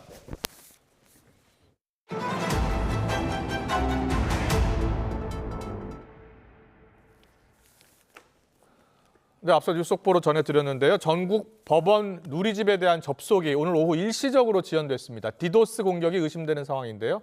다만 지난해 해킹 공격과는 달리 법원 내부망에는 이상이 없는 것으로 파악됐습니다. 취재기자 연결합니다. 김철희 기자, 지금도 접속이 늦어지고 있습니까? 네, 오후 3시 21분쯤부터 1시간가량 대법원을 포함한 각급 법원 누리집 접속이 막히거나 길게 지연됐는데요. 현재는 대부분 누리집 접속이 평소처럼 원활한 모습입니다. 갑작스러운 접속 지연 사태는 외부 공격 시도 때문에 일어났습니다. 대법원 법원행정처 관계자는 고의로 접속량을 폭주시켜 서버를 마비시키는 이른바 디도스 의심 공격이 감지돼 이를 차단했다고 설명했습니다. 이 과정에서 특정 누리집에 접속이 몰려 이용자 접속이 잠시 지연됐다는 게 대법원 설명입니다. 지난해에도 북한 해커 조직 라자루스가 대법원 전산망을 해킹해 개인정보 등이 무더기로 넘어갔었는데요. 이번에 접속이 중단된 건 사건 검색 등 대국민 서비스를 제공하는 법원 누리집에 한정됐습니다. 전자소송이나 법원 내부망, 인터넷 등기소 등에는 문제가 없었던 것으로 파악된 만큼 재판이나 사법 기능에는 큰 피해가 없을 거란 전망입니다. 그제도 국방부와 합동참모본부, 환경부 등이 디도스 공격을 받았었는데요. 당시 정부는 공격 주체로 칠러 성향의 해킹 그룹을 추정했습니다. 현재 법원 행정처는 정확한 피해 규모와 원인 등을 확인하고 있는데 자세한 소식을 들어오는 대로 다시 전해드리겠습니다. 지금까지 대법원에서 YTN 김철입니다. 시진핑 중국 국가주석이 오늘 트럼프 당선인에게 축전을 보냈습니다. 당선 직후 축전을 보낼 만큼 트럼프 집권 2기 출범을 예상하고 또 대비하고 있다는 뜻일까요? 중국 연결해 알아보겠습니다. 강정규 특파원. 네, 베이징입니다. 네, 먼저 시 주석이 보낸 축전에 어떤 내용이 담겼습니까? 네, 요지는 한마디로 싸우지 말자였습니다. 싸우면 서로 다친다는 걸 역사가 보여줬다면서 소통을 늘려서 이견을 관리해 나가자고 제안했습니다. 지난 2020년 조 바이든 대통령에겐 당선 확정 이후 2주 이상 지난 11월 25일에야 축전을 보냈는데요.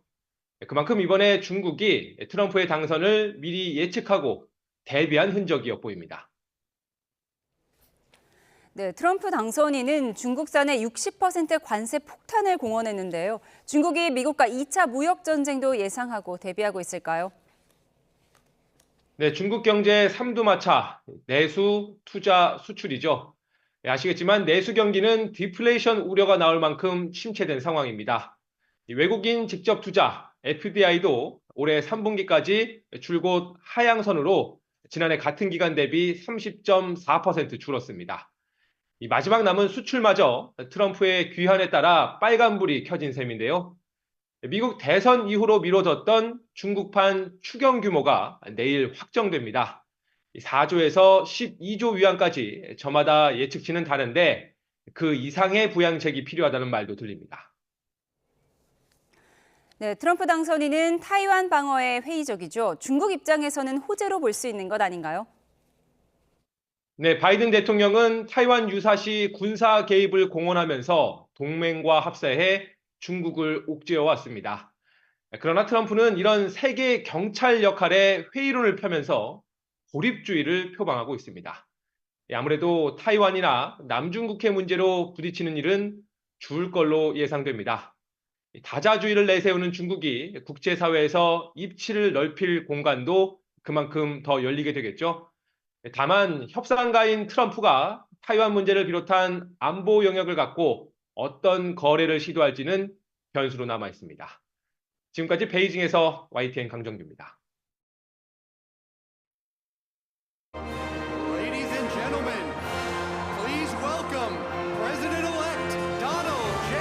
Trump. Together we can truly make America great again for all Americans.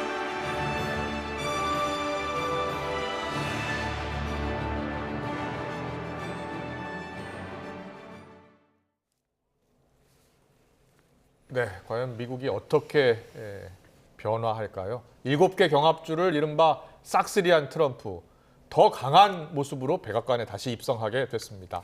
트럼프 캠프에 수천억 원을 기부한 일론 머스크는 킹메이커로 부상하며 내각 참여 가능성이 커졌는데요. 어제 선거 결과와 우리나라에 미칠 영향 자세히 분석해 보겠습니다.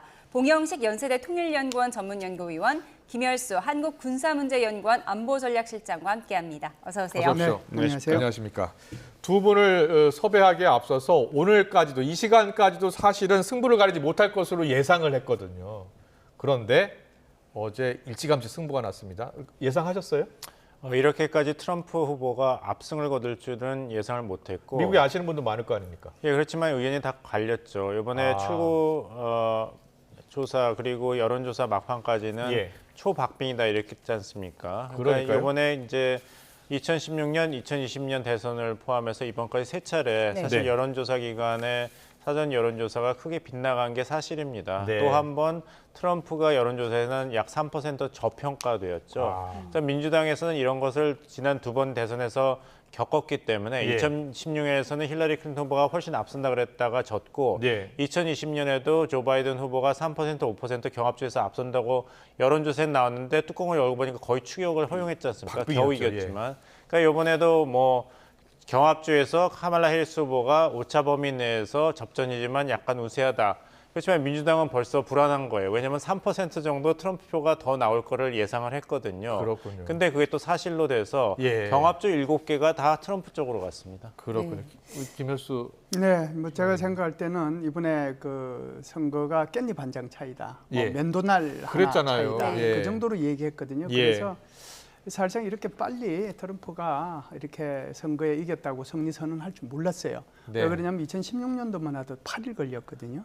그리고 2020년도에 나흘 걸렸어요. 그런데 이번에는 7시간 만에 승리 선언했어요. 그러니까 이거는 이제 뭐라고 할까요? 여론조사에서도 굉장히 여러 가지 문제점이 2016년과 2020년을 지나오면서 많이 보정을 했음에도 불구하고 여전히 문제점이 있다라고 하는 것을 보여주었다 이렇게 보죠. 네, 표심이 이렇게 갈린 이유에 대해서는 많은 분석이 있는데 여성 대통령을 받아들이기에 미국 사회가 아직은 보수적이다 이런 분석도 나오거든요. 어떻게 보세요?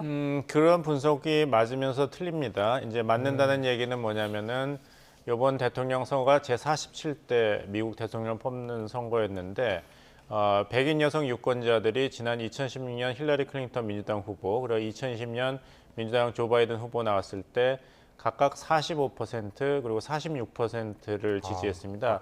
오히려 트럼프 후보에게 여성 대선 후보가 나와도 2%에서 그리고 바이든 후보 경우는 7%를 더 투표했고 이번에 그래서 카말라 해리스 후보가 여성 대선 후보니까 이 백인 여성 유권자들의 지지를 기대했죠, 내심. 근데 이번에 놀라운 것은 오히려 여성 유권자 지지율이 조 바이든 대통령이 나왔던 2020년보다 더 낮게 나왔습니다. 높은 게 아니라 3%더 낮게 나왔기 때문에 오히려 믿었던 히든 해리스로 믿었던 백인 여성 유권자들이 트럼프 쪽으로 더 갔습니다. 그렇군요.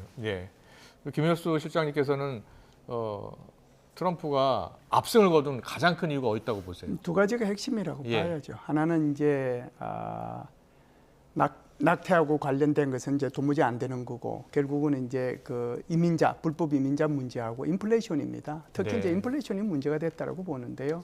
사실상 그 해리스 후보로 봐서는 좀 억울한 면도 있을 겁니다. 왜 그러냐면은 코비드19를 그대로 받아들인 상태에서 인플레이션이 계속되고 있었잖아요. 그러다 보니까 결국은 공급망이 단절이 되는 거고 공급망이 단절이 되다 보니까 인플레이션이 될 수밖에 없었거든요. 그렇군요. 그러다 보니까 이제 8%, 뭐 7%, 5% 지금은 이제 2% 내려갔지만 이게 이제 해마다 그 정도로 오면은 지금은 기준 연도로 비교해서 봤을 때 거의 30% 인플레이션이 생겼단 말이죠. 그렇군요. 여기 누가 가장 고통받겠습니까? 결국 이제 백인 노동자들, 흑인들, 히스패닉계들 다 고통받는 거거든요. 게다가 이제 두 번째가 바로 불법 이민자들인데 그 불법 이민자들 들어오게 되면 결국은 자기 일자리 뺏기는 거잖아요. 그렇지 않아도 봉급도 작은데 이 두 가지가 결정적인 영향을 미쳤다 이렇게 봅니다. 다들 그 비슷한 분석을 하시는 것 같아요. 경제가 무척 어려웠고 또 물가도 많이 올랐기 때문에 민주당이 어려운 선거를 했다라는 평가가 많더라고요. 그런가 하면 해리스 후보의 승복 연설 우리 시각으로 오늘 오전에 있었는데요. 잠깐 듣고 와서 대담 이어가겠습니다. But we must accept the results of this election. A fundamental principle of American democracy is that when we lose an election, we accept the results. That principle as much as any other, distinguishes democracy from monarchy or tyranny. I will never give up the fight for a future where Americans can pursue their dreams, ambitions, and aspirations. 네, 승복은 깔끔했고요. 아무래도 4년 전에 대선 결과에 불복한 트럼프를 겨냥한 발언도 있는 것 같은데요. 어떻게 들으셨어요? 카말라 해리스 후보가 기분이 좋지 않았을 겁니다. 왜냐하면 선거도 졌는데 원래 미국 선거 전통을 따르면 저렇게 대선에서 진 후보가 먼저 승복 먼저 축하 전화를 당선자에게 합니다. 그러면 이제 덕담을 나누고 이렇게 패배한 후보가 저렇게 지지자리에 나와서 우리 잘 싸웠고 통합을 하겠다. 나는 지금 당선인에게 축하 전화했다. 그 다음에 승리한 후보가 천천히 나와서 지지자들에게 얘기하는데 트럼프는 그 기다리지도 않고 본인이 승리선을 먼저 자축하니까 카말라 해리스가 전화하려고 그러다가 그럼 나도 자고 다음날 아침에 나올래. 그렇게 된 거거든요. 그러니까 트럼프 후보다운 정말 그런 스타일입니다. 해리스는 앞으로 정치적 행보를 어떻게 할까요? 지금 저 짧은 연설 속에 자기가 뭘 하겠다는 거 얘기를 다 했어요. 축하한다. 그다음에 가능할까요? 이거는 다시 도전 가능할까요? 그렇죠. 자기는 이제 그렇게 원할 수도 있죠. 미래를 위해서 싸워가겠다라고 이제 의지를 밝혔으니까 자신은 이제 어떻게 보면은 차기에 한 번 더 도전하겠다는 의지를 내 보였지만 지난한 그 과정을 거쳐야 가능한 거니까. 그냥 저 의지는 있구나 이 정도로 우리가 이해하면 될 것 같습니다. 워낙 크게 패했기 때문에 쉽지 않을 것이다라는 분석이 많더라고요. 사회자님께서 이 방송 시작하면서 미국이 어떻게 변하는지 이렇게 말씀하셨으니까 그렇습니다. 그 말이 맞으면서 틀린 게 뭐냐면 미국이 이미 변했습니다. 트럼프가 지금 처음 나온 것이 아니고 지난 8년 동안은 미국 정치에서 현직 대통령이든 아니면 전직 대통령이든 간에 가장 큰 영향을 미치는 정치 인물이었어요. 그러니까 이번에는 트럼피즘이 미국 정치에서 주가 된 것을 잘 보여주는 사례입니다. 그렇군요. 12년 동안 트럼프라는 인물이 3차례 대선에서 주요 인물이었다는 것은 이제는 미국 사회가 어떻게 변하느냐가 아니라 미국 사회가 트럼프라는 인물이 중심이 되도록 변했기 때문에 이것을 우리가 기준점으로 새로 받아들여야 됩니다. 네, 트럼피즘을 말씀하셨는데 미국을 고치겠다고 그렇게 승리 연설에서 얘기를 했거든요. 어떤 걸 고치겠다고 한 걸까요? 제일 중요한 게 이제 아무래도 지금까지 4년 동안에 이 바이든 행정부가 이제 다 망가뜨렸다라고 하는 거잖아요. 그런 것들을 이제 고쳐내겠다는 이제 그런 의미고요. 제일 중요한 건 이런 거겠죠. 미국을 다시 위대하게 만들기 위해서 미국 우선주의 정책을 펼치겠다. 그러면은 미국 우선주의 정책을 펼쳐야 되는데 바이든 행정부가 한 거 보면은 미국 우선주의 정책이 아니고 세계하고 같이 가는 그런 정책이었다. 중국에 대해서도 좀 덜 공격적이었다. 그러니까 이런 것들을 다 고쳐나가겠다라고 하는 거고 특히 이제 중요했던 것은 아마 불법 이민자하고 관련됐을 겁니다. 그래서 이 불법 이민자들이 들어와서 일자리를 빼앗고 그들이 마약을 하고 그들이 범죄를 저질렀고 다시는 이런 일이 일어나지 않도록 하기 위해서 내가 취임과 동시에 사상 최대의 불법 이민자들을 추방하겠다라고 얘기한 거거든요. 그래서 이런 미국을 고쳐내겠다 이런 얘기를 한 거죠. 불법 이민자를 막겠다. 제1기 트럼프 정부 때도 그 멕시코 국경에 장벽도 세우고 그랬잖아요.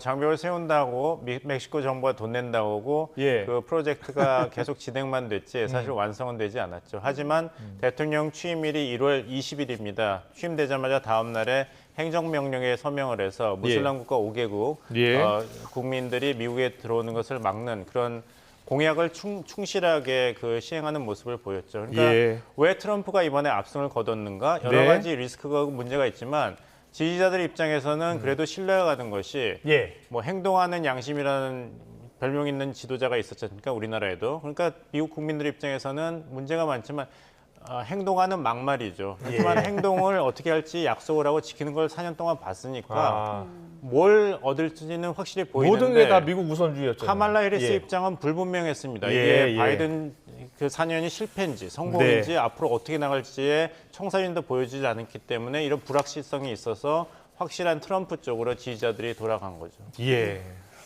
그러면 어제 트럼프 못지않게 주목받은 스타가 한 명 있죠. 화면 잠시 보고 오겠습니다. 네, 저희가 준비한 화면 한번 보시죠. 바로 그 주인공 일론 머스크입니다. 일론 머스크가 선거 당일인 어제 SNS에 올린 사진인데요. 미 백악관 집무실을 배경으로 하고 있고 이렇게 싱크대를 들고 있습니다. 그리고 Let that sink in, 싱크대를 안으로 들여보내줘 이런 말을 했는데요. 지난해 트위터 인수 당시에 본사의 실제 싱크대를 들고 입장했던 장면을 연상케 하는 일종의 밈입니다. 당시 본인이 곧 트위터의 새로운 오너가 된다는 점을 유머 있게 강조했다는 점을 고려할 때 이 게시글은 자신이 지지한 트럼프가 백악관의 새 주인이 됐다는 걸 암시했다는 해석이 나오고 있는데요. 어제 승리 선언할 때 트럼프 역시 머스크에 대한 칭찬을 쏟아냈습니다. 듣고 오겠습니다. Tell you, we have a new star. A star is born, Elon. He's a character, he's a special guy, he's a super genius. We have to protect our geniuses. We don't have that many of them. 네, 많은 언론들이 배팅에 성공했다라고 표현을 하던데 일론 머스크가 입각도 할까요? 장관이 될까요? 그건 이제 일단은 이 부패하고 효율성이 낮은 이 연방 정부를 뜯어 고치는 일을 맡기겠다 이런 식으로 얘기했죠. 아니면 사업가 마인드가 들어가야지 이 정부를 뜯어 고치겠다. 공무원들이 정신을 차린다 이런 것을 맡길 것 같고 사실 큰 베팅을 했다고 하시는 맞는 말씀입니다. 왜냐하면 자기 돈 우리나라 돈으로 2,500억 원을 트럼프 캠페인에 지지했지 않습니까? 네. 그렇죠. 근데 굉장히 큰 돈 같지만 일론 머스크가 세계 제일 부자 아니면 3등 안에 꼭 들기 때문에 그렇죠. 개인 자산이 355조 원입니다. 그러니까 2,500억 원을 트럼프에게 줘도 자기 자산의 0.3%밖에 안 됩니다. 3%도 아니고 지금 테슬라 주가 얼마나 올랐습니까? 15% 올랐어요. 그러니까 이렇게 2,500억 투자하고 몇 배를 벌써 그 이윤을 받죠. 네, 그렇다면 사실은 이제 테슬라가 전기차로 전 세계를 어떻게 보면 전기차 시장 1위인데 그런 특혜를 뭐 트럼프가 줄 수가 있습니까, 실제로? 그럼요. 그런 게 가능하죠. 왜 일론 머스크가 여기에 올인하겠어요? 지금 이제 우리 봉 교수님 말씀하신 것처럼 2,500억도 냈죠. 100만 달러 복권도 냈죠. 그것 때문에 치어리더 했지 않습니까? 네, 정말 저렇게 뭐 유세장 따라다니면서 응원했어요. 정말 올인을 했는데 올인을 한 이유가 제가 볼 때는 두 가지라고 봐요. 하나는 테슬라하고 관련되는 거고요. 하나는 스페이스X하고 관련되는 겁니다. 스페이스X 얘기를 했었죠. 그렇죠? 네, 그래서 테슬라하고 관련되는 것은 테슬라의 지금의 전기 자동차에 대한 어떤 그 규제 또는 뭐 전기 자동차 보조금 안 주겠다라고 하는 그런 정도를 넘어서는 거예요. 뭐냐면 제일 중요한 것은 전기 자동차의 자율주행이거든요. 그러면 이 자율주행과 관련된 수많은 규제들이 있잖아요. 이거 타파해야 되는데 자기가 혁신위원회 위원장을 맡으면 이게 가능하거든요. 두 번째는 스페이스X입니다. 스페이스X 같으면 여기도 얼마나 많은 규제들이 있어요. 이 규제들을 자기가 혁신위원장 하면은 이거 없앨 수 있다는 거예요. 그러면은 자기 사업에 정말 엄청나게 여기 힘을 받을 수 있기 때문에 그래서 여기 올인했다라고 보는데 제가 볼 때는 천재가 천재를 알아보기도 했지만 괴짜가 괴짜를 알아보기도 했다 이런 생각을 합니다. 우리나라 사정과는 너무 달라서요. 상상도 할 수 없는 일이 있습니다. 네, 내각에 누가 입각할 것인가 이 부분이 굉장히 관심인데 트럼프 집권 2기에 패밀리 파워가 더 강해질 것이다 이런 분석도 나오고 있어요. 그렇습니다. 근데 가족 정치를 통해 가지고 이번에 이제 선거 캠페인을 치렀죠. 며느리가 이제 선거 자금을 담당하는 이제 위원까지 했는데, 근데 아까 화면을 보시면은 이제 일론 머스크도 있었지만 아들들도 있지만. JD 벤스 부통령도 다 젊습니다. 그러니까 이제 트럼프만 보시면 안 돼요. 아까 트럼피즘이 이제는 미국의 현실이 됐다고 말씀드린 이유도 트럼프 대통령 고령입니다. 78세이지만 그 주변 인물들은 상대적으로 젊습니다. JD 벤스가 가장 최연소 상원이거든요. 39세. 39살. 아들들도 젊고 일론 머스크도 젊고 또 부통령 후보로 거론되었던 그 플로리다의 그 상원이요 마르코 루비오도 젊은 정치인입니다. 그러니까, 제일 오른쪽에 지금 있습니다. 그러니까 트럼피즘이 이 트럼프 2기로 끝나는 것이 아니라 다음 세대 공화당 주요 인물들에게도 넘어가는데 아까 카말라 해리스 후보가 다시 대선에 도전할 걸 질문을 하셨는데 민주당은 오히려 젊어 보이지만 그 다음 후속 주자들이 상대적으로 없습니다. 그렇군요.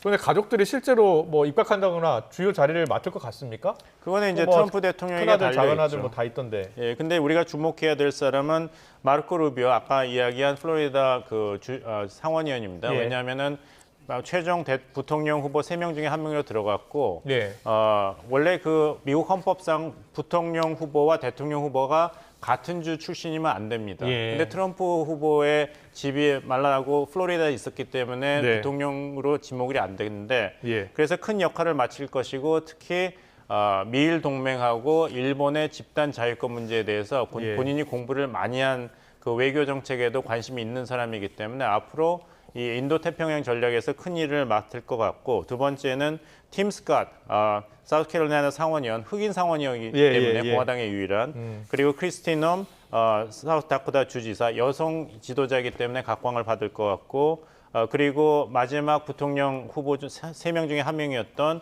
노스다코타 주지사 더그 버넘. 더그 버넘에게는 트럼프 대통령이 부통령 후보 지명을 안 하는 대신에 그 행정직을 맡겠다는 개인적으로 메시지를 줬다는 이야기까지 나왔기 때문에 이 사람들은 분명히 트럼프 2기 내각에서 큰 역할을 할 것으로 예상이 됩니다. 그렇군요.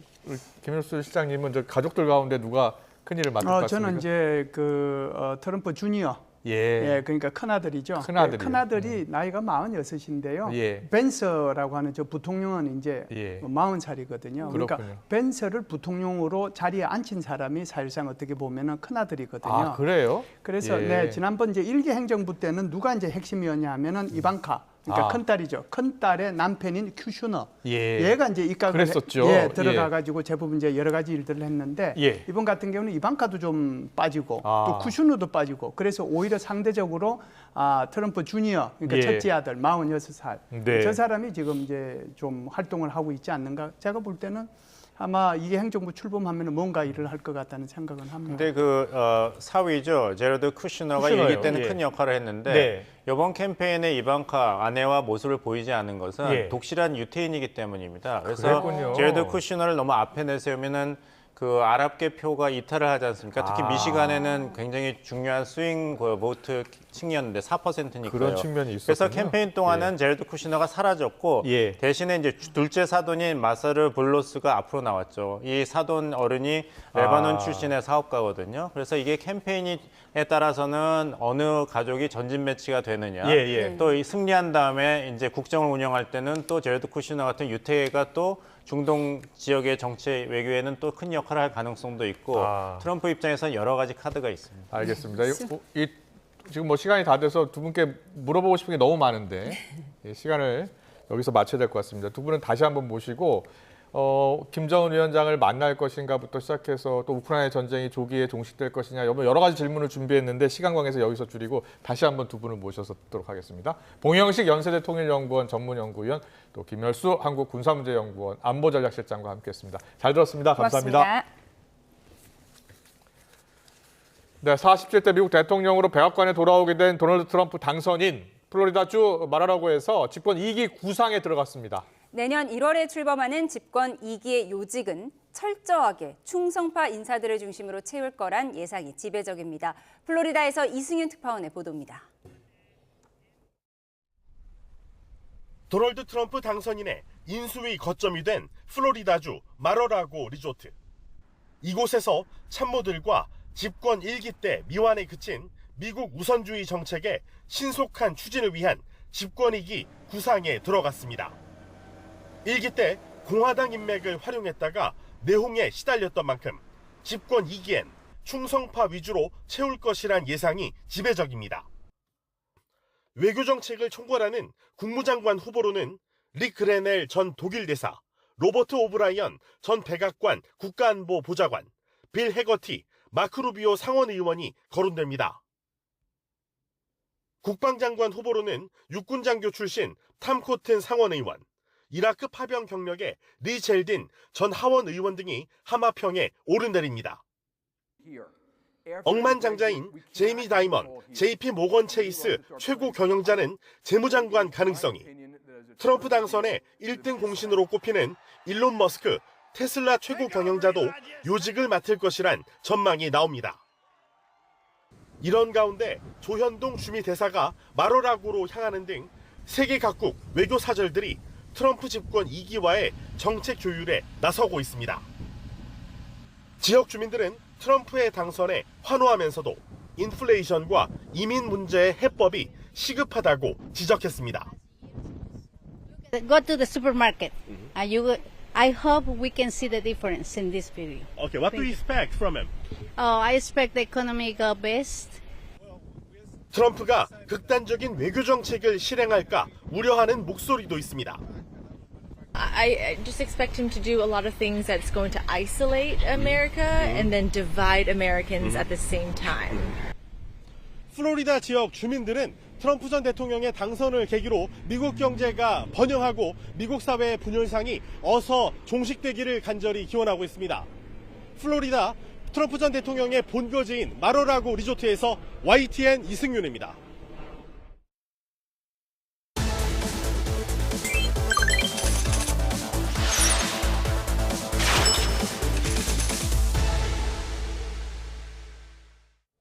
오늘 하루 경제 이슈 쉽게 풀어드리는 경제픽 시작하겠습니다. 네, 오늘은 김기봉 기자와 함께합니다. 어서 오세요. 어서 오십시오. 안녕하세요. 예, 안녕하세요. 네, 첫 번째 키워드 바로 보겠습니다.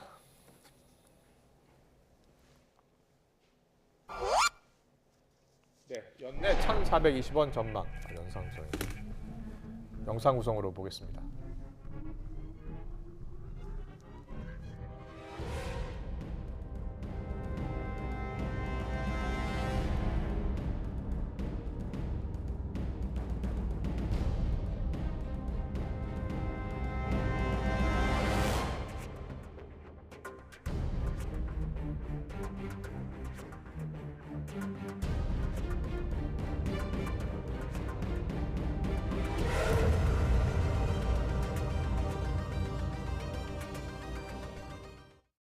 네, 연내 1,420원 킹 달러 시작되나? 예. 어떻게 된 일입니까 지금? 예, 트럼프 후보의 당선 소식과 함께 외환 시장의 충격파가 온 것 같습니다. 그렇군요. 우리 시각으로 어젯밤에 원달러 환율이 1,405원까지 치솟았는데 환율이 1,400원을 넘은 건 지난 4월 이후 7개월 만입니다. 오늘도 장 초반에 1,400원을 웃돌다가 지금은 약간 주춤하며 1,390원대를 오가고 있습니다. 예. 우리뿐 아니라 주요 6개국 통화 대비 달러 가치를 나타내는 달러 인덱스도 7월 이후 처음으로 105를 넘어서서 4개월여 만에 최고를 기록했습니다. 네, 당선 첫날부터 환율이 출렁이고 있는 건데 앞으로 더 오를 가능성도 있는 거죠? 예, 그럴 것 같습니다. 아까 자막에서 연내 1,420원 전망이 나온다 했는데요. 이후에 1,450원까지 오를 수 있다는 1,450원이요? 말도 예, 나오고 있습니다. 예. 트럼프의 대표적인 정책이 대규모 감세와 관세 인상이기 때문입니다. 자국 내 기업 보호를 위해 법인세와 소득세를 최대한 낮추되 관세를 높임으로써 부족한 세수도 메우고 동시에 자국 기업 보호도 한다는 정책인데요. 무엇보다 트럼프가 공약한 사업을 다 이루기 위해서는 우리 돈 1경 이상의 돈이 필요하다고 하는데 이렇게 세수가 줄어든다면 결국 국채 발행을 할 수밖에 없는 상황입니다. 예. 발행한 국채를 잘 팔기 위해서는 국채 금리를 올려야 하는 상황이기 때문인데요. 그래서 달러 분기 현상이 결국 생기게 되는데 이와 관련한 전문가의 말을 잠깐 들어보시죠. 감세와 같은 재정정책 같은 경우에는 아무래도 견고한 미국 경제를 조금 더 뜨겁게 과열스럽게 만들 수가 있어서 미국 금리 상승의 요인이 좀 될 가능성이 높고 관세의 경우에는 주변국들의 어떤 수출 경쟁력을 악화시킬 수 있다는 측면에서 아무래도 달러가 좀 더 강하고 원화가 약한 현상들이 좀 나타나고 있는 걸로 좀 보여집니다. 네, 지금 주시장도 영향을 받고 있습니다. 미국 증시가 사상 최고치를 기록했는데 우리나라는 테마주별로 흐름이 상당히 다르게 나타났죠. 예, 그렇습니다. 이것도 역시 이제 트럼프의 정책과 직결된 반응인데요. 예. 우선 우리나라 배터리 3사의 주가가 크게 떨어졌습니다. 어제 LG엔솔과 SK온의 모회사 SK이노베이션 그리고 삼성 SDI 주가가 4에서 7% 이상 급락한 데 이어서 오늘도 1에서 5%씩 각 더 빠졌습니다. 예. 트럼프가 바이든 정부의 친환경 정책을 완전히 되돌려서 원전을 포함한 화석연료 에너지로 에너지 패러다임을 바꿀 것이라는 전망 때문인데 이런 추세는 앞으로도 주가에 영향을 줄 것으로 보입니다.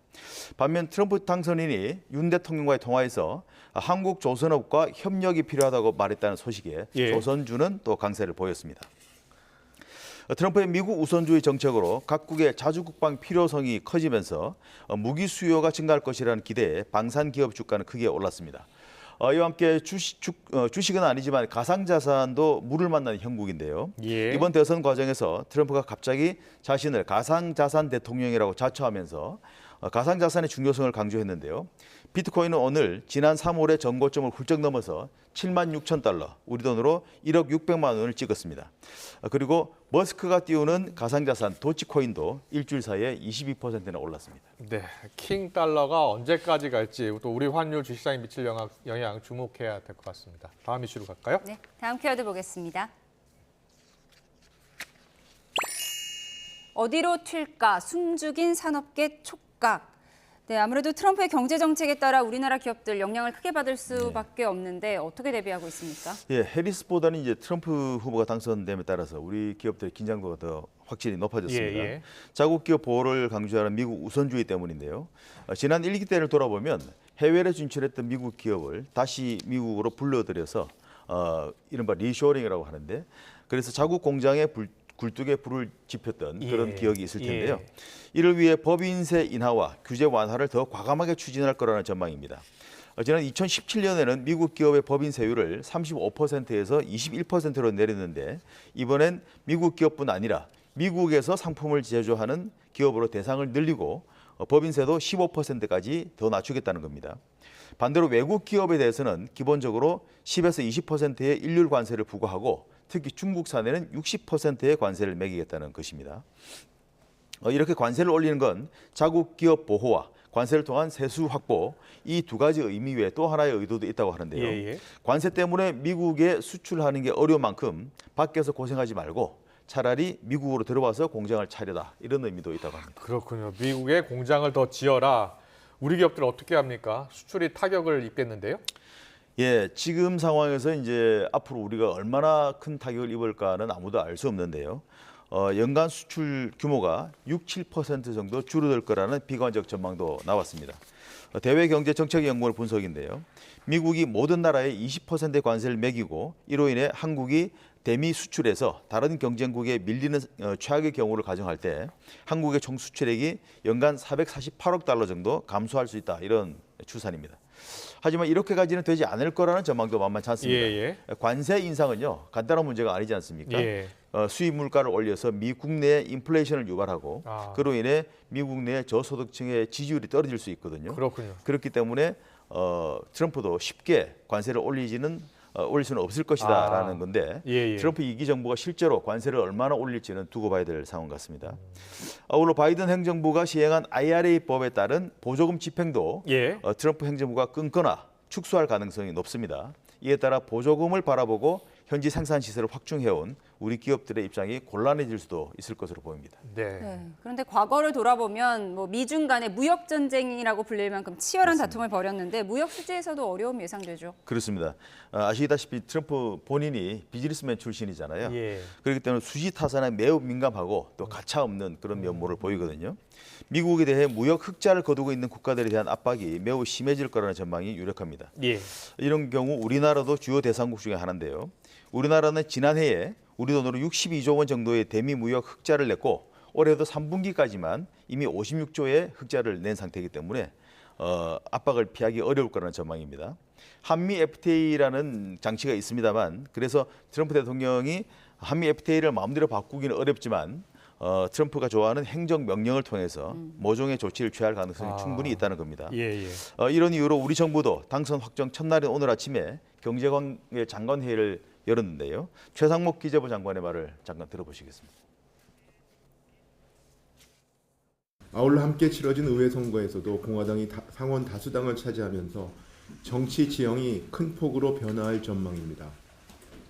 트럼프 당선인이 강조해온 정책 기조가 현실화될 경우 우리 경제에 미칠 영향이 상당할 것으로 예상되므로 정부는 경제관계 장관회의를 범정부 컨트롤 타워로 하여 선제적이고 빈틈없는 대응을 해나가겠습니다. 네, 첫날부터 우리 금융시장에 영향을 받는 거 보니까 철저한 대비가 필요할 것 같습니다. 계속해서 경제픽 세 번째 영상으로 만나볼까요?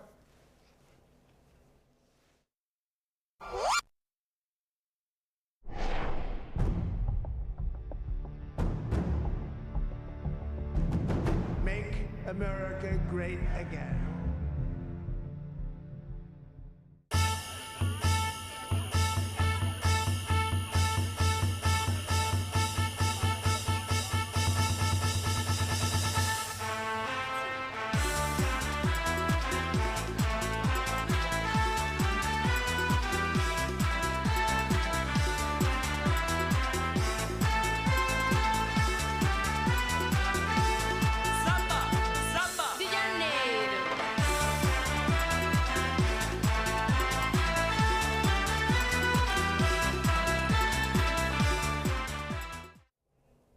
미국 주식시장 일론 머스크의 이 테슬라가 15% 올랐다고요? 그렇습니다. 부정선거 논란을 일으킬 만큼 확실히 그 트럼프를 지지한 만큼 그 결과도 확실히 나오는데요. 당선 확정된 날 테슬라 주가가 15% 뛰었습니다. 단숨에 52주 신고가를 경신했고 연중 주가 수익률도 16% 수준으로 올랐습니다. 시가총액은 하루 새 166조 원 불어났는데요.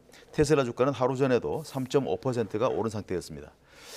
머스크는 초박빙 형국이었던 이번 대선 과정에 혜성같이 나타나서 천문학적인 돈을 뿌리고 또 무대 위에서 방방 뛰는 그런 역할까지 하면서 분위기를 트럼프 쪽으로 확실히 가져왔다는 평가를 받고 있습니다. 그래서 결국 마르라고 리조트에서 트럼프와 함께 개표 방송을 지켜볼 정도로 확실한 이너서클로 자리 잡았습니다. 그렇군요. 머스크가 정치인도 아닌데요. 왜 이렇게 트럼프를 극렬하게 지지한 걸까요? 일단 두 사람의 성향이 좀 동한 것 같습니다. 두 사람 모두 다 남의 눈치를 보지 않고 본인의 소신을 밀어붙이는 그런 성향상의 동질감이 있고요.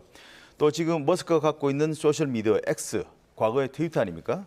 아시겠지만 트위터는 옛날에 트럼프에게 없어서는 안 될 개인적 정치적 소통의 통로였죠.